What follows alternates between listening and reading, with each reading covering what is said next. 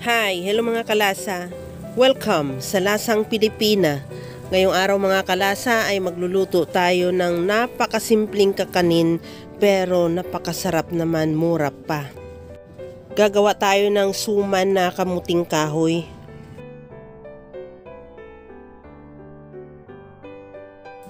Mayroon ako dito 1 kilong kamuting kahoy na nilinis ko na, tinanggalan ko na rin ng ugat. Pagka halimbawa mayroon kang kayuran, pwede mo siyang kayurin, pero ako ginamitan ko siya ng blender. Ibi-blend ko lang yan habang ginagawa ko yan mga kalasa. Kung bago ka pa lang sa aking channel, welcome. At huwag kalimutan mag-subscribe at i-click ang bell button para sa mga notification. At kung dati ka pa, welcome back at i-follow mo na rin ako sa aking Facebook page Lasang Pilipina.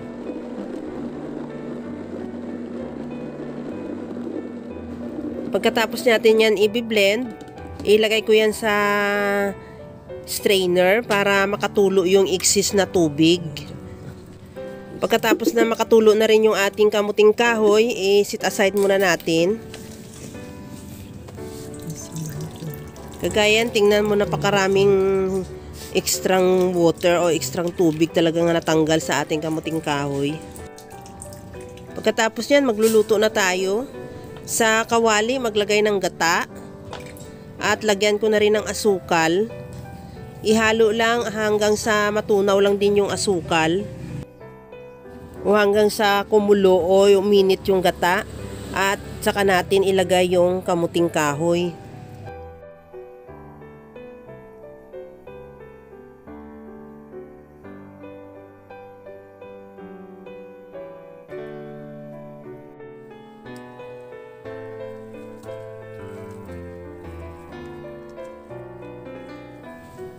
Ituloy lang ang paghalo hanggang sa ma-absorb na ng kamuting kahoy yung gata at hanggang din siya maluto na rin yung kamuting kahoy.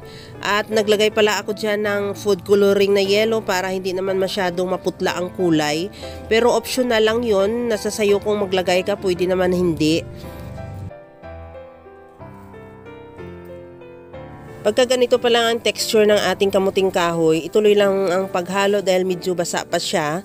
Pero pagka medyo kagaya niya na masandok mo na rin siya ng buo, madala mo na siya, kagaya niyan sinasandok mo, madala mo na halos lahat, pwede na yan, okay na yan, luto na yan yung ating kamuting kahoy. Kaya mga kalasa, kung nagustuhan mo yung ating video, please like na lang at pakishare na rin sa inyong mga friends.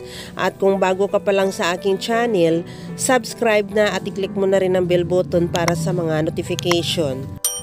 Okay na tong ating kamuting kahoy, ilagay na lang natin yan sa ating molder o sa microwavable tub.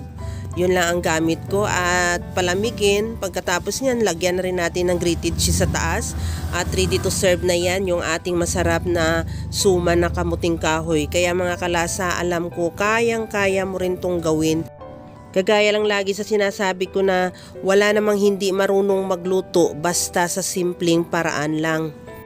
Tikman na natin yung ating suman na tamang-tama lang yung tamis, hindi siya matamis sobra or hindi rin siya matabang, tama lang talaga ang timpla. Hanggang sa muli mga kalasa, thank you for watching, bye-bye!